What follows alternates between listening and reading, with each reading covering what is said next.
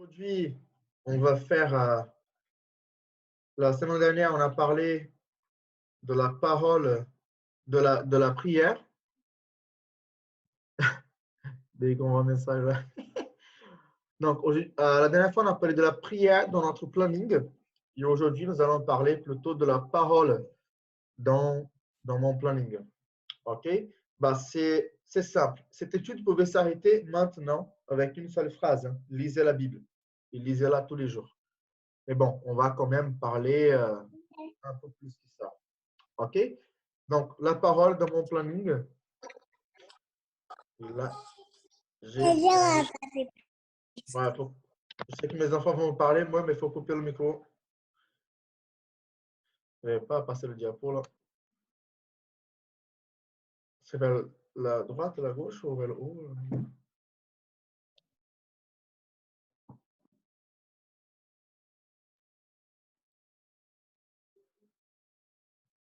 Ouais, c'est bon. Donc là, ouais, c'est là, ouais. OK, pardon. Donc là, quand on parle de la parole de Dieu, dans le monde aujourd'hui, je pense que tous, on est tous au courant de ça, la Bible est le livre le plus vendu au monde. Ce qui donne à certains théologiens l'argument pour dire à tout le monde, donc si la Bible est le livre le plus vendu au monde, bah, il faut le lire. C'est une des raisons pour lesquelles nous devons le lire. Pourquoi la Bible est le livre le plus vendu au monde? Je lisais un article d'un écrivain qui s'appelle Tozer, je ne sais pas si je le dis bien. Et lui, par contre, il dit la Bible est le livre le plus vendu au monde, mais il ne croit pas que c'est le livre le plus lu dans le monde. Parce qu'il disait, c'est tous les gens qui ont acheté la Bible, lisaient la Bible et le mettaient en pratique, le monde ne serait pas comme il est aujourd'hui. Donc là, j'ai trouvé cette photo. Je ne sais pas si c'est vraiment très actuel, hein. Il parle des 10 livres là. Donc, Harry Potter, il n'est pas très loin là. Mais normalement, la Bible reste, même si les chiffres ne sont pas très actuels, mais reste la Bible le plus vendue au monde. Donc, même dans le monde aujourd'hui auquel on vit, la Bible, elle a son importance. C'est le livre le plus vendu au monde. Donc, tout ça, on est tous d'accord avec ça. Et aujourd'hui, nous allons parler de l'importance aussi de la parole. C'est quoi l'importance de la parole pour nous? Et moi, je vais noter quelques versets par rapport à ça qui parlent de l'importance de la parole pour chacun de nous. OK? Par exemple, j'avais un prof à l'Institut biblique quand elle nous a enseigné la théologie proprement dite. On appelle ça la théologie proprement dite. C'est voilà, ce qui parle de Dieu. Hein. Et il disait, Dieu existe, bah, il a parlé. Hein, et quand il enseignait la bibliologie aussi, il disait ça. Donc, Dieu existe. On voit au commencement Dieu. Et puis Dieu, il a parlé. Donc là, dans Genèse 1, 1, 3, on a au commencement, Dieu créa les cieux et la terre. Donc, au commencement, Dieu, il existe. OK? Et le verset 3 qui est là, Dieu dit que la lumière soit et la lumière fut. Donc, j'ai mis le numéro 2 là, mais c'était un petit erreur que j'ai fait sur le PowerPoint, c'est le verset 3. Donc, Dieu dit, donc la parole de Dieu. Hein? Dieu, depuis le début, c'est un Dieu qui parle. Ce n'est pas un Dieu qui reste muet, qui ne parle pas avec son peuple. Dieu parle, il a toujours parlé, il parle encore avec nous. Hein? Et quand on va après dans les évangiles, on a vu plus tard dans les évangiles, donc cette parole, c'est Jésus, j'avais noté ici dans Jean 1, verset 14, qui dit « Et la parole a été faite chair, et elle a habité parmi nous, pleine de grâce et de vérité, et nous avons contemplé sa gloire, une gloire comme la gloire du Fils unique, venu du Père. » Donc, et la parole a été faite chair, et elle a habité parmi nous. Donc ici, Jésus même est lui-même la parole. Donc la parole est Dieu. Hein? Ici, c'est ce qu'il dit Jean ici. Hein? Et puis, elle nous a révélé le Père dans Jean 1, 18, hein, qui dit personne n'a jamais vu Dieu, le Fils unique qui est dans le sein du Père, et c'est lui qui l'a fait connaître. Quand je lis ce verset-là, Dieu, c'est un Dieu qui parle depuis le début, donc il y a la parole de Dieu, elle est depuis Genèse, on le trouvera jusqu'à la fin. OK? Jésus est lui-même la parole. Et puis la parole nous le révèle, Jésus nous révèle, la parole aujourd'hui nous révèle Dieu, le Père. Bien sûr qu'aujourd'hui, pendant cette étude, On pouvait parler de plein de choses. Vous pouvez aller dans Somme 119, par exemple, et parler de plein de domaines de la parole de Dieu. On peut parler de la parole de Dieu qui nous apporte de l'espérance, la parole de Dieu va reconforter notre cœur, etc. OK? Il y a plein de versets qui parlent de la parole et tout ce qu'il fait dans notre vie. Moi, je ne peux pas aller trop loin. J'ai ciblé quelques domaines que je trouvais assez intéressants pour discuter avec vous aujourd'hui. OK? Donc, l'importance de la parole. Aujourd'hui, c'est le livre le plus vendu au monde.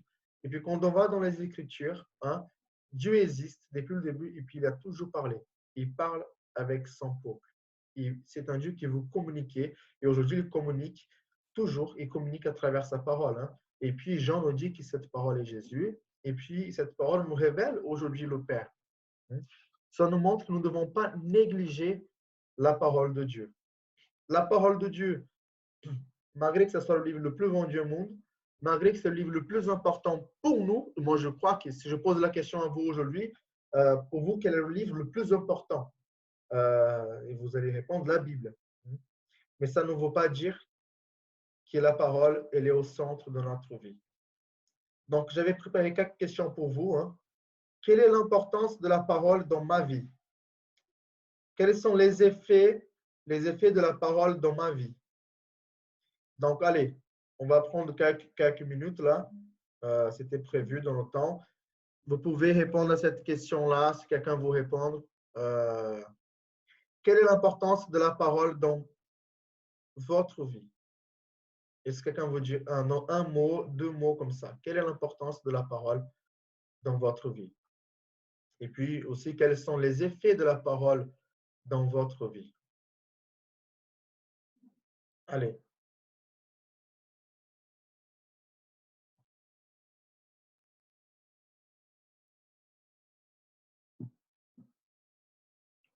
Ça y est.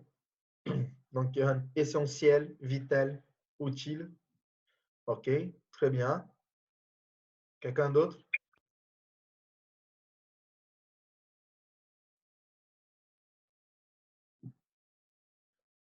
Allez, encore au moins deux, trois personnes là.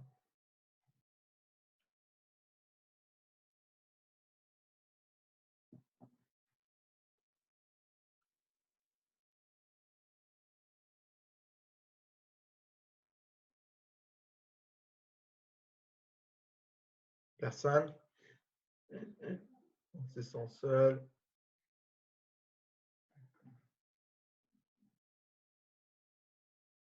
Autonomie nécessaire. Très bien. Sonia, mon oxygène. Ouais, un besoin. Elle nous guide. Elle nourrit nourrit l'homme. Oui.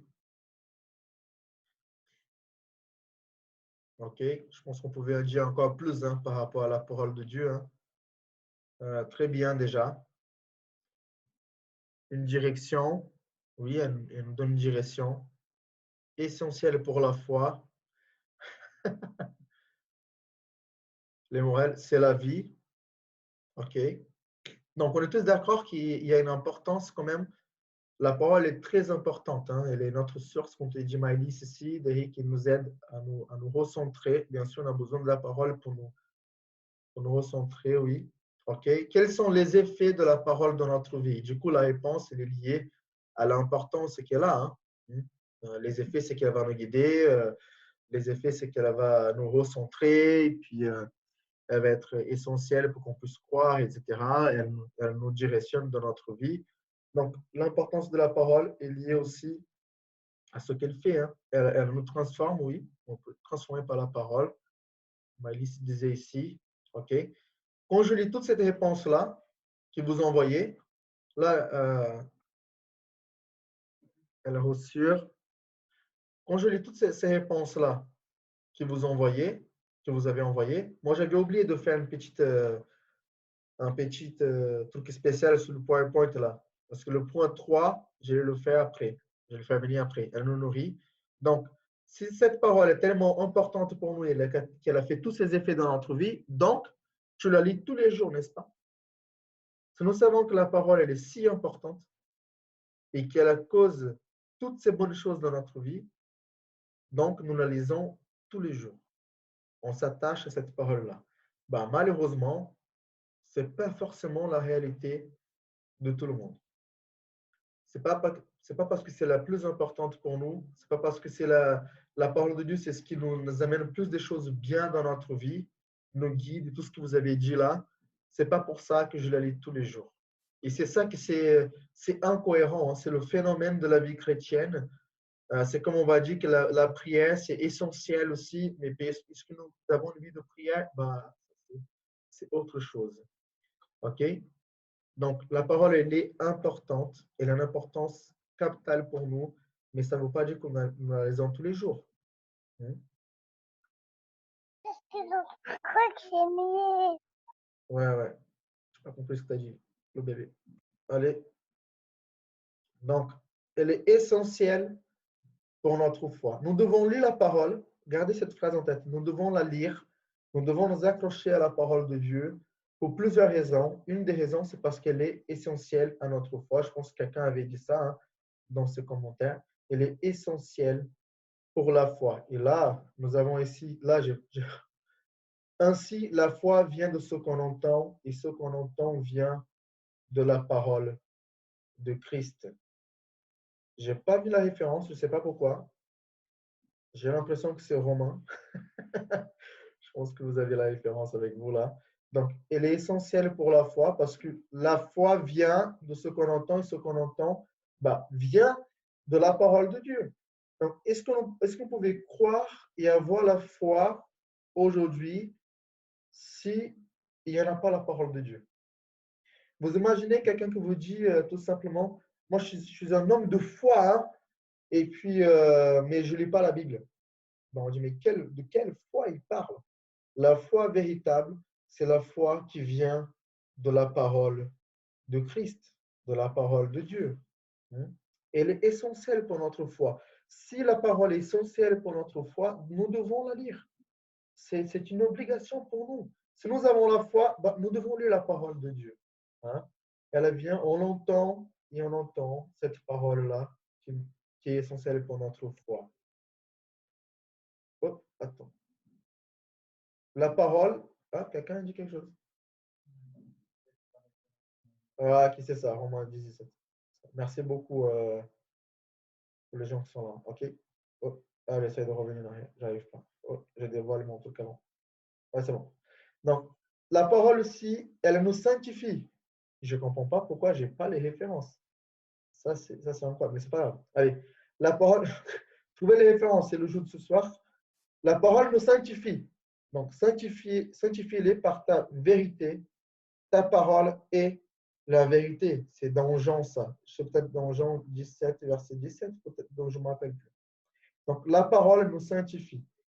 Sanctifie-les par la vérité. Ta parole est la vérité. Ça, c'est un phénomène aussi. Des fois, nous voulons vivre une vie. Et là, c'est Jésus qui prie pour les disciples. Nous voulons vivre une vie de sanctification sans la lecture de la parole. Ça va être compliqué. Ça va être compliqué.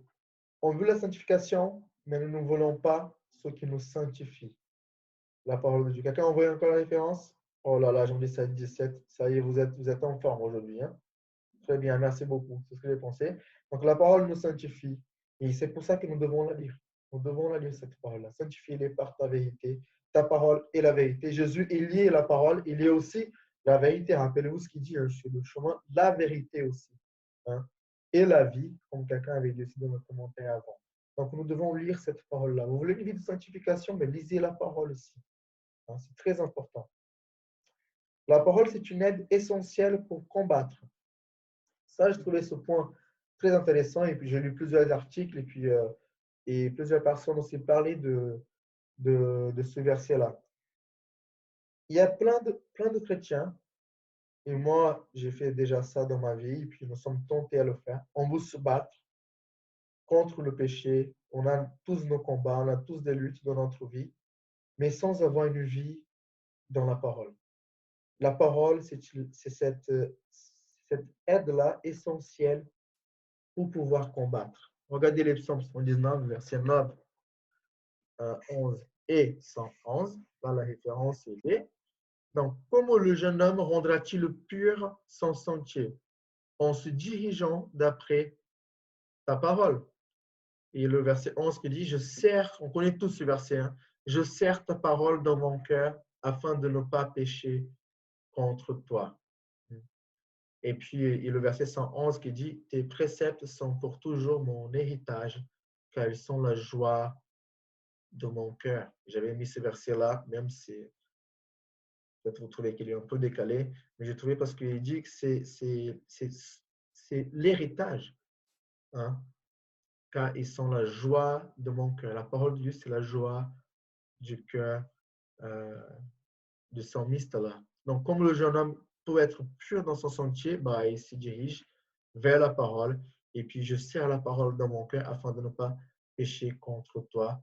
J'avais noté ici comment vaincre mes luttes sans la lecture de la parole. Et malheureusement, nous sommes tentés à lutter dans notre vie chrétienne, à combattre, et puis sans lire la parole. Des fois, juste en demandant à des frères de prier pour nous, ou des fois juste en parlant avec 50 personnes de mes problèmes.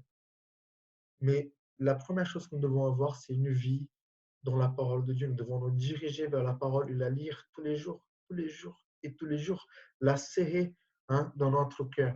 Et puis, pour ne pas pécher contre Dieu. Hein, pas pécher contre Dieu. On vit dans un monde où on dit la Genèse, ah ben c'est perdu aujourd'hui, la Genèse, on va faire, c'est tellement aujourd'hui dépravé, puis ça part dans tous les sens, les péchés, etc.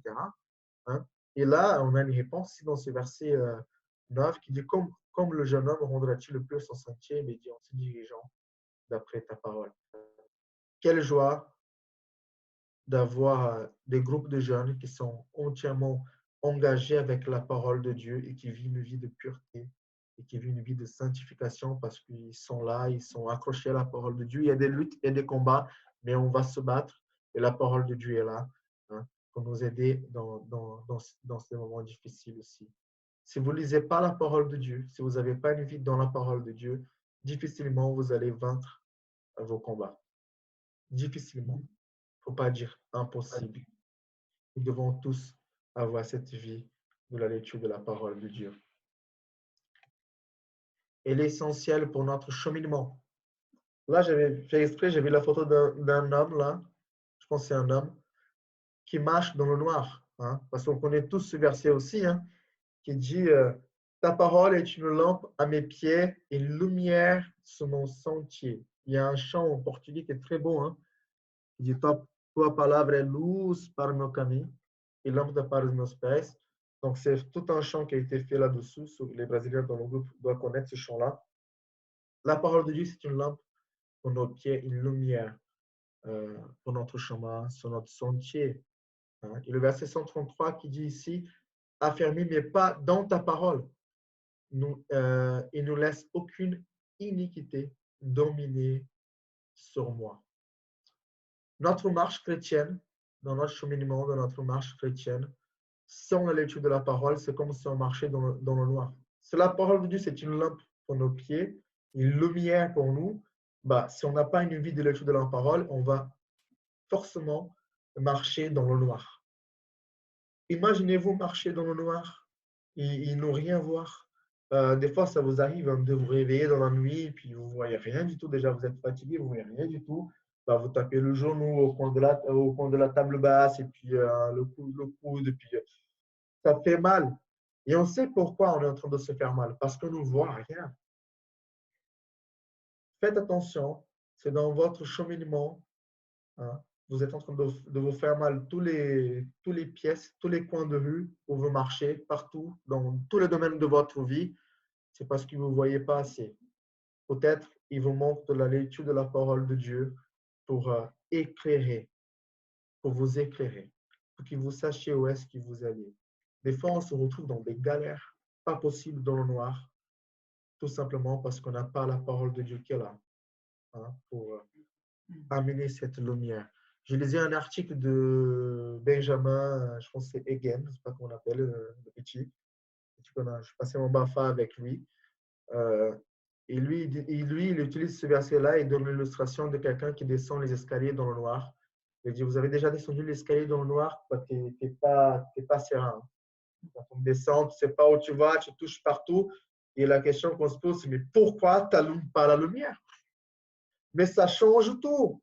Bon, si tu as des enfants qui sont dans une chambre, qui tu n'as pas envie d'allumer la lumière parce que tu vas réveiller ton enfant, mais en même temps, tu sais que tu vas taper partout sur le bureau, tu dis, oh, où est-ce que je trouve là? Et tu l'as réveillé parce que tu ne sais pas ce que tu cherches. Pas, hein? Donc, des fois, on est comme ça. Et puis, la question, c'est, si on est dans le noir et qu'on galère quand on marche, on ne sait pas où on va, on se fait mal, on tape les genoux, on tape tout. Pourquoi on n'allume pas cette lumière? Donc, la question, c'est pourquoi je ne lis pas la parole de Dieu? C'est elle qui peut éclairer mon chemin. C'est elle qui peut me donner la direction. C'est avec la parole de Dieu que je peux voir plus clair. Mais pourquoi je ne la lis pas? C'est simplement de la folie. Hein? C'est simplement de la folie. Ne pas lire la parole de Dieu et marcher dans le noir. Et il dit, s'il a fermé mes pas dans ta parole, nous devons avoir nos pas affermis dans la parole de Dieu. Sinon, l'iniquité, le péché, ça va nous dominer. Ça va nous dominer. Quand vous êtes dans le noir, vous ne savez pas d'où ça vient, comment ça arrive. D'un coup, tu as Batman qui arrive, tu ne sais même pas d'où il t'a tapé déjà dessous. Et puis parce qu'il n'y a pas de lumière. Il n'y a pas de lumière. Allumez la lumière. Lisez la parole de Dieu. Une autre raison pour lire la parole de Dieu, c'est parce qu'elle est essentielle pour notre croissance. Là, je vais mettre une photo là de James et puis avec Tommy. Donc, on voit la croissance. C'est ça l'idée, je vous explique, parce que ça ne va pas marcher sinon. Donc, James qui était tout petit et puis Tommy qui est plus grand. Donc, il y a une croissance d'un bébé. Voilà, je vous explique. Donc, ici, 1 Pierre 2, de 1 et 2 qui dit « Rejetons donc toute malice et toute ruse, la dissimulation, l'envie et toute médisance. Désirez comme des enfants nouveau-nés le lait spirituel et pur, afin que par lui, vous croissiez pour le salut. » On a étudié 1 Pierre, ça fait déjà un petit moment, hein, mais on a parlé de ce verset-là. Je vous donne un défi là. Je vais continuer. Il y a quelqu'un là qui est parmi nous qui essaie de trouver l'étymologie ou la racine ou ce mot désiré en grec. Qu'est-ce que ça veut dire pour voir si elle nous donne un sens encore plus, qui a plus de poids encore que simplement de désirer. Ouais, je désire la parole de Dieu. Donc, si quelqu'un peut trouver si le grec nous donne encore plus de poids ce mot désirer. Mais nous avons besoin de désirer comme des enfants nouveau-nés. Hein? Le lait spirituel et pur hein, que nous avons. Bon, ceux qui ont des enfants, ceux qui ont déjà vu des enfants, par exemple, on a un nourrisson à la maison, hein, le petit Blake, par exemple. Bah, lui, je te dis, quand il vous tété, il désire, mais le désir qu'il a, c'est désespéré. Hein? C'est pas qu'il est c'est pas le désir, il est désespéré pour ça. Et on voit déjà sa bouche. Il est comme ça, il est dans le noir, hein, tu le prends dans son lit, il te fait comprendre, je veux du lait, je veux du lait. Et puis moi, quand je vois ça, je me pose la question, est-ce que moi, quand je me lève, dans ma journée, je suis déjà comme ça, en train de dire, il faut que je lise la parole de Dieu, ça m'a manqué, j'ai dormi pendant 8 heures, et puis j'ai passé 8 heures sur la parole de Dieu, il faut que je la lise maintenant, je la désire. Hein? Ou d'autres diront, moi j'ai dormi pendant 15 heures, puis il faut que je lise la parole de Dieu. Parce qu'il y en a qui dorment plus que 8 heures quand même, dans notre groupe, je pense. Mais en tout cas, c'est le fait de vouloir à tout prix cette parole-là. Un enfant nouveau-né, il voue à chaque fois, hein, il désire celui-là. C'est un besoin pour lui. Il le veut. Tu le mets un gros steak de côte de bœuf, il ne va pas le prendre. Si tu lui donnes le sein, il ne va pas le lâcher. La parole de Dieu, est-ce qu'on la désire de cette façon-là? Elle est essentielle pour notre croissance. Je ne peux pas dire que je grandis spirituellement si je ne lis pas la parole de Dieu.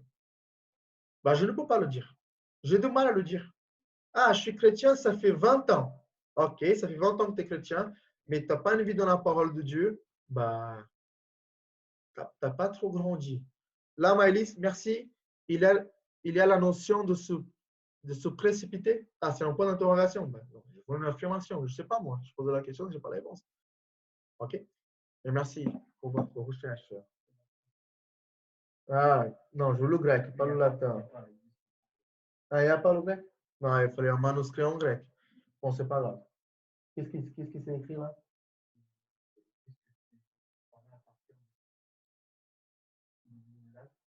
L'étoile, la planète, et ça représente un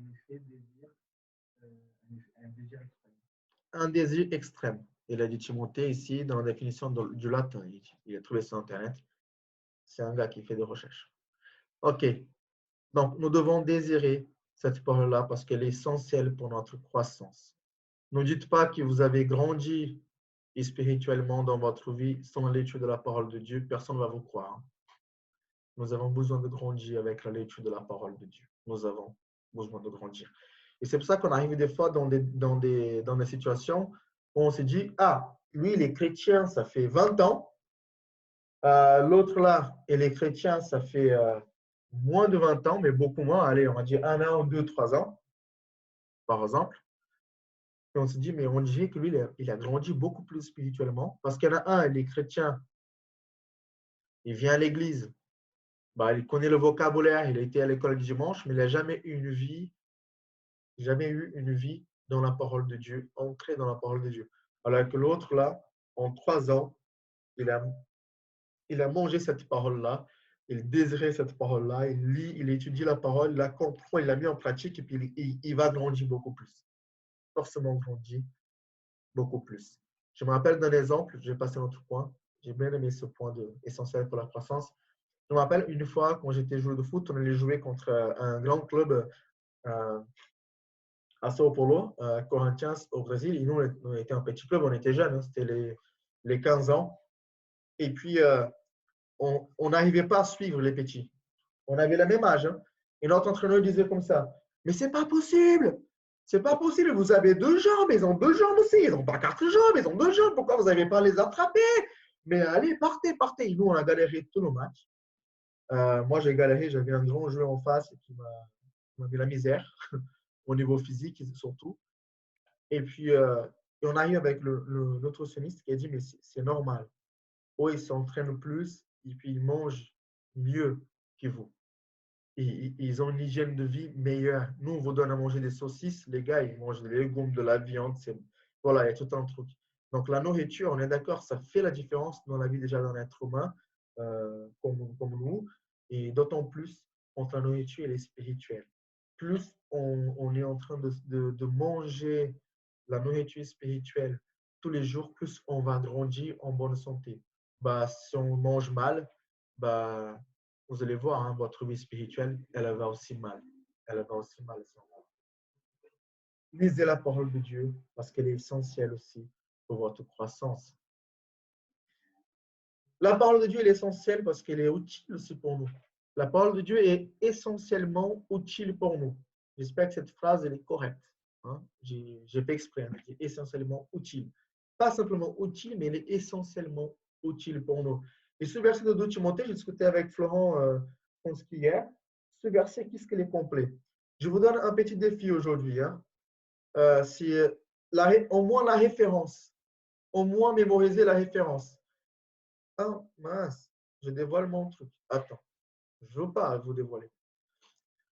2 Timothée 3,16. 2 Timothée 3,16. On est tous capables de mémoriser Jean 3,16.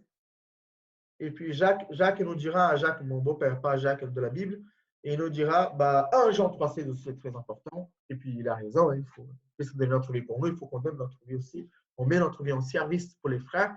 Et puis 2 Timothée 3,16. Il fallait faire toute une série d'études avec les 3,16 dans la Bible. Non, je rigole. Mais 2 Timothée 3,16 qui dit toute écriture est inspirée de Dieu et utile. Pourquoi? Pour enseigner, pour convaincre, pour corriger, pour instruire dans la justice. Regarde toute l'œuvre que l'Écriture peut faire dans notre vie. Cette écriture-là qui est inspirée par Dieu, et c'est pour ça que nous la lisons, hein, plus que tout, c'est la parole de Dieu, hein, c'est Dieu qui a choisi hein, des hommes pour écrire, inspiré par lui, pour dicter sa parole pour nous. Donc, toute écriture est inspirée de Dieu. Il est utile, très utile pour nous enseigner. Donc, si vous voulez apprendre quelque chose, la parole nous enseigne. Pour nous convaincre, pour nous corriger quand on fait des bêtises aussi. Pour convaincre, je trouve intéressant parce que des fois, tu passes des heures à parler avec quelqu'un, tu n'arrives pas à le convaincre. À la fin de la discussion, tu sors un verset. Ah, d'accord. Et là, tu dis, mais c'est vrai, c'est la parole qui convainc les gens. ce n'est pas nous. Hein. Et c'est pour ça que nous, quand on va suivre quelqu'un, quand on va parler avec quelqu'un, quand on va prier avec quelqu'un, il faut toujours que notre discussion soit centrée sur la parole. Parce que c'est la parole de Dieu, l'Esprit de Dieu qui va convaincre. Qui va convaincre. Elle peut nous convaincre. Elle peut nous convaincre. Et là, je vois déjà les maris. Hein. J'ai dit à ma femme d'être soumise, mais elle n'obéit pas. Il faut que je trouve le verset. Il va le convaincre. Donc, pour convaincre, pour corriger, pour instruire dans la justice. Et le verset 17, il est magnifique. Afin que l'homme de Dieu, normalement, l'homme de Dieu et les femmes de Dieu lisent cette parole inspirée par Dieu. Normalement, hein. Il devrait en tout cas. Afin que l'homme de Dieu soit accompli et propre à toute bonne œuvre. Encore une fois, hein, nous pouvons faire les œuvres qu'on veut. Si nous n'avons pas une vie ancrée dans la parole de Dieu, est-ce que ce sont des bonnes œuvres pour le Seigneur? La parole nous aide à avoir un beau ministère, si vous voulez. La parole de Dieu nous aide aussi à servir le Seigneur, hein, de façon qui honore Dieu. Elle nous enseigne comment faire. Des fois, on a des bonnes intentions, hein, mais nos bonnes intentions nous font faire des bêtises, même dans nos services, même dans ce qu'on dit, ce qu'on enseigne, ce qu'on veut faire pour l'autre. Mais si nous sommes ancrés dans la parole de Dieu, elle va nous aider. Elle va nous aider pour que les œuvres que nous faisons, nos services, notre ministère, notre mariage, l'éducation de nos enfants et tout ce qui va avec, soient des bonnes œuvres pour le Seigneur. Et je ne parle même pas de l'éducation des enfants. Hein. Éduquer les enfants dans la parole de Dieu, c'est la meilleure chose que nous devons faire. C'est la meilleure chose que nous devons faire. Elle est essentielle pour vivre. Ce verset, on le connaît tous aussi. Référence facile aussi à mémoriser. Hein. Matthieu 4, verset 4. Jésus répondit. Et répondit à qui? Jésus dans le désert, c'est qui le parle? Bon, on connaît tous. Hein. Il est dans ce moment de tentation là. Jésus répondit, il est écrit. Donc Jésus utilise la parole de Dieu. Il est écrit, l'homme ne vivra pas du pain seulement, mais du kebab, de la pizza. Non, mais de toute parole qui sort de la bouche de Dieu. On ne peut pas vivre seulement de la nourriture physique. On ne peut pas. Impossible. On ne peut pas vivre seulement du pain. Nous devrons vivre de toute la parole qui sort de la bouche de Dieu. Je vous pose une question. Vous passez combien de temps sans manger? Et puis je vous pose une autre question. Vous passez combien de temps sans lire la Bible? Est-ce que vous pouvez passer toute la journée sans manger? On a qui dit oui, ce que j'ai fait en jeûne. On est très spirituel à ce moment-là. Vous avez compris ma question. Il y en a qui, quand ils se réveillent, s'ils ne mangent pas, ils sont comme ça. Moi, j'ai un ami au Brésil, un frère même. Lui, quand il a faim, il est la moitié comme ça. Il dit, regarde, j'ai faim. Je dis, oh mon gars, attends, calme-toi. Il ne peut pas passer une matinée sans manger. Vous me connaissez aussi, donc vous savez que moi aussi, j'aime bien manger. Mais est-ce que je peux passer toute la journée sans lire la parole de Dieu? Ou même toute la semaine? Voire tout le mois. Parce que ça ne compte pas entre guillemets. Dans notre discussion, ça ne compte pas quand c'est le pasteur qui lit le dimanche. Ou le verset que Jean-Pierre envoie par texto. Bien sûr, on est d'accord, on aime bien ces textos, ça nous fait du bien. Ce que je parle, c'est une vie personnelle dans la lecture de la parole de Dieu. On ne peut pas vivre simplement de la nourriture qu'on mange tous les jours. Et des fois, on vit de ce qu'on mange et ça nourrit notre chair.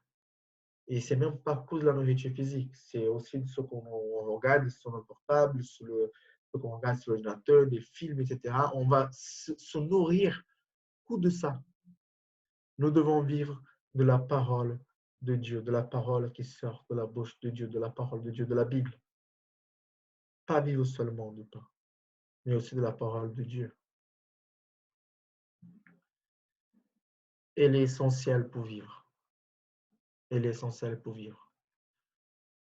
Moi, j'avais mis ici quelques encouragements Vous avez aimé la photo, hein? On est d'accord. La femme qui mange la Bible avec une photo et une fourchette. J'ai trouvé sympa. Quelques encouragements. Ah, jusqu'avant. Je me rappelais d'une histoire d'un pasteur et après je vais vous laisser parler, hein. Attention. Je me rappelais d'une histoire d'un pasteur qui disait, quand on a commencé à faire des cultes personnels, etc., il fallait que la personne lise tous les jours des textes de la Bible. Et puis à la fin de la semaine, bah, elle allait rencontrer le leader de sa cellule de maison, etc. Et puis ils allaient discuter par rapport à tout ce qu'ils ont lu. Et puis là, bien sûr, la problématique, c'était quoi? C'est qu'on rencontrait la personne le vendredi. Donc, elle avait des études de lundi au vendredi. Bah, qu'est-ce qu'ils faisaient? En tout cas, les ados. J'étais plus avec les ados à l'époque. Les ados, qu'est-ce qu'ils faisaient? Le vendredi, ils lisaient tout. C'était des petits morceaux, hein, des petites parties de la Bible. Donc, ils lisaient tout le vendredi. Toute la semaine, non, mais comme ils les ont rencontrés le vendredi soir, donc, bah, ils lisaient tout le vendredi. Et puis, le pasteur, il a dit à l'église, dans sa prédication de dimanche, je me rappelle toujours de ça, il a dit, vous avez déjà essayé de ne pas manger toute la semaine et tout mettre au congélateur, et le vendredi, vous réchauffez tout et vous mangez tout d'un coup. Toute la nourriture que vous allez manger pendant toute la semaine, vous ne la mangez pas. Faites le test. Non, faites pas le test. Mais imaginez, vous prenez toute cette nourriture-là, et j'imagine des amis comme ceux que j'ai ici à côté de moi, qui mangent pas mal. J'imagine lui qui prend tout ce qu'il mange pendant une semaine et les met dans son congèle, et il mange tout au même temps dans un seul repas. Il dit, bah, vous allez avoir beaucoup de mal. Ça ne va pas vous faire du bien, hein. Il dit, c'est pour ça que la parole de Dieu, c'est une nourriture qu'il faut la manger tous les jours. Tous les jours à sa portion, hein. Tous les jours, je dois manger la parole de Dieu, de plus en plus, et vous nourrir de la parole de Dieu, hein. Et puis, c'est vrai que des fois, nous, ça peut nous arriver de manger cette parole que le dimanche, quand le pasteur est en train de prêcher. Et des fois, c'est la première fois que je ouvre ma Bible. Quand je la trouve, pour y aller à l'église. Et là, on me dit merci Seigneur pour le portable, parce que le portable, j'ai vite fait une application, parce que sinon, ma Bible, je ne sais même pas où il est, hein. Elle est essentielle pour vivre. Rappelez-vous de ça. Et nous devons la manger tous les jours. Des encouragements. Bien sûr, ce verset, on devrait le lire, c'était obligé, hein. Je vous encourage à aimer la parole de Dieu. Je vous encourage à aimer la parole de Dieu. Je vais trouver ce verset hyper sympa. Ta parole est entièrement éprouvée et ton serviteur l'aime. Est-ce que vous aimez la parole de Dieu? Moi, je trouve que je n'ai pas eu beaucoup de chrétiens dans ma vie qui m'ont dit, bon, moi, j'aime pas, hein. Franchement, Dieu m'a donné une nouvelle nature, il m'a sauvé, il m'a transformé la vie entièrement et tout, mais là, la Bible, j'aime pas. Et quand nous sommes sauvés, on aime la parole de Dieu, hein. Donc, ta parole est dit, ton serviteur, il aime ta parole. Et ce verset qui est très intéressant, qu'on connaît tous aussi, hein, quand on commence à lire les psaumes, hein, psaume 1, verset 2, qui dit, mais qui trouve son plaisir dans la loi de l'Éternel et qui la médite jour et nuit. Méditer la parole jour et nuit. Franchement, j'ai pas de mal à méditer sur une série de Netflix jour et nuit, surtout si elle est intéressante, j'ai envie de voir qu'est-ce qui va se passer après. Mais méditer dans la parole de Dieu jour et nuit, je trouve ça fort. Je trouve ça fort. On lit ce verset-là et on se dit, bon, écoute, ouais, c'est sympa, mais est-ce qu'on le fait vraiment? Et c'est pour ça que j'ai mis cette image-là. Vous savez qu'est-ce que c'est là? L'image, vous avez réussi à voir qu'est-ce que c'est ou pas? C'est ce que c'est, Timothée? Vous avez aimé? C'est un éclipse. Parce que c'est ouais, c'est un pôle de station, hein, le soleil, la lune se rencontrent, ça fait jour et nuit en même temps. Donc, méditez sur la parole jour et nuit. Donc, si vous lisez la Bible au jour de l'éclipse, vous allez la lire jour et nuit. Donc, il trouve intelligent, hein, mais qui trouve son plaisir dans la loi de l'Éternel et qui la médite jour et nuit. Je voulais vous encourager vraiment à aimer la parole de Dieu et puis la méditer jour et nuit. Quand on l'aime, bah, on a envie de passer du temps avec elle. Nous avons envie de le faire. Et je pense que des fois, on a du mal, des fois, nous avons du mal à ouvrir cette parole-là. Mais une fois que nous sommes dedans, je pense que vous êtes d'accord avec moi. Une fois qu'on est dedans, on se dit pourquoi j'ai passé autant de temps à faire autre chose? Tellement ça nous fait du bien, tellement ça fait plaisir, tellement on voit des choses et puis on découvre toujours des choses. On lit le même livre plusieurs fois dans toute notre vie, on est toujours en train de découvrir des choses, d'être encouragé, puis ça fait du bien, ça va booster notre journée, etc. Et puis le combat, c'est d'arriver à là. Le combat, c'est d'ouvrir cette parole-là, hein, et méditer jour et nuit dans cette parole-là. Quelqu'un disait, hein, parce que là, le verset 1, dans Psaume 1, verset 1, si vous le lisez, il y a toute cette question, hein, l'homme qui ne s'assoit pas, il ne marche pas, et puis il y a toute une question de fuir le péché, hein, et puis et de trouver le plaisir dans la parole de Dieu. Il y avait cette phrase, j'avais même discuté avec Florent, j'ai lu dans des livres aussi, et puis j'ai vu dans des articles, tout le monde cite à peu près cette phrase-là qui dit, soit la parole de Dieu vous éloigne du péché, soit le péché vous éloigne de la parole de Dieu. Et la question qu'on se pose, c'est quand je ne lis pas la parole de Dieu, quand je n'ai pas envie de lire la parole de Dieu, pourquoi? Pourquoi je ne veux pas? Pourquoi j'ai autant de mal de m'approcher de la parole et de passer du temps avec elle, et même dans la prière, comme l'étude que nous avons fait avant? Bah, il y a peut-être là quelque chose qui ne va pas, et il y a peut-être un péché qui est là et qui est en train de vous éloigner de la parole de Dieu. Mais revenez vers la parole de Dieu. Et puis, elle va vous aider à vaincre vos combats, hein, et à vous éloigner du péché. Trouvez-vous votre plaisir, hein, dans la loi de l'Éternel. Méditez jour et nuit dans cette parole-là. Petite conclusion. En une phrase, quelle est votre conclusion pour cette étude-là? On fait ça quand on est à l'église et j'ai dit, bon, cette fois, je vais essayer de le faire pareil, même sur Zoom, hein. Quel défi personnel vous donnerez-vous? Donc là, je vais faire un truc là sympa, hein. Hop, je vais là dans conversation. Attends, est-ce que je trouve les participants? Donc, on va commencer ici. Non, je ne vais pas faire ça parce qu'il y en a qui ne veulent pas parler. Je vais le mettre, on peut les embarrasser. Donc, pareil. Donc, allez, par écrit, jouez le jeu s'il te plaît. Donc, en une phrase, quelle est votre conclusion après tout ce qu'on a parlé ici? Dans quelques mots, on pouvait parler encore de plein de choses, hein, on est d'accord, hein. Par rapport à la parole de Dieu, c'est un sujet très grand à traiter, hein, ici. Donc, si vous commencez déjà à écrire en une phrase, quelle est votre conclusion? Quelle est la conclusion pour votre vie par rapport à cette étude-là? Et puis, quel défi personnel vous donnerez-vous aussi? La semaine dernière, c'est moi qui vous ai donné un défi. Cette fois, c'est à vous de vous donner un défi, que ce soit mémoriser un verset, etc. OK? Donc là, on a eu déjà ici, là, Derrick, lisez la parole. Je suis content, tu as compris l'étude. Nicole, la persévérance, très bien. La parole, elle est essentielle, Derrick, merci. Quoi d'autre?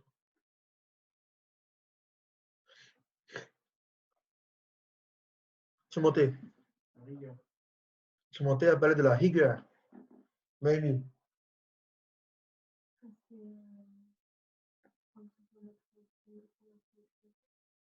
Que ce soit notre première préoccupation, notre priorité, que ce soit la parole de Dieu, hein. La parole de Dieu est vitale, soyez-les. Rachel, elle nous rappelle les choses au quotidien parce qu'on oublie trop vite. C'est vrai. Jean-Charles, la parole est la boussole de notre vie. Exactement. Nous, Marion, ne pas se priver de l'essentiel. Très bien. Derrick, 2 Timothée 3,16, c'est bien. Christelle, approfondissement quotidien essentiel à ma survie. Merci, Christelle. Nelson, croître en se nourrissant de la parole. Ouais, très bien. Mika, Sarah, arrêtez de m'occuper de mes enfants et lire la parole. Ça, c'est de terre à terre. Hein. Elle nous donne la marche à suivre, Nicole. Ouais. Michel, Hébreu 4, 12. OK. Trouve la référence, s'il te plaît. Hébreu 4, 12, on va le lire. Mika, tout le monde blague. Kéran, la parole est plus nécessaire que la nourriture. Oui. Florent a dit comme Kéran. Ouais. Maëlys, c'est comme un verre d'eau à boire souvent pour ne pas se déshydrater, car c'est la canicule dans le monde. C'est parti, c'est bien, c'est des illustrations. Attends, Hébreu 4, 12. C'est Michel qui nous a dit que la parole de Dieu est vivante et efficace. Ah oui, c'est très bien. Plus tranchante qu'une épée quelconque à deux tranchants, pénétrante jusqu'à partager l'âme et l'esprit, jointue et moelle. Elle juge les sentiments et les pensées du cœur. Merci Michel pour ce verset. Et là, on ne se laissera jamais de découvrir toutes les merveilles de la parole tous les jours de notre vie. Merci beaucoup pour tous vos commentaires. Hein. C'est bien comme ça, on peut savoir qu'est-ce que vous avez aussi compris. Bien sûr, une étude qu'on parle de la parole de Dieu de mon planning, on est d'accord, la conclusion, il faut qu'on la lise. Il faut qu'on la lise. Elle est notre essentiel. Merci aussi, Sonia. Bah, et je voulais finir. Vous pouvez continuer à écrire, hein, si vous voulez. Je voulais finir par ça. Parce que bien sûr, hein, on a parlé de lire la parole.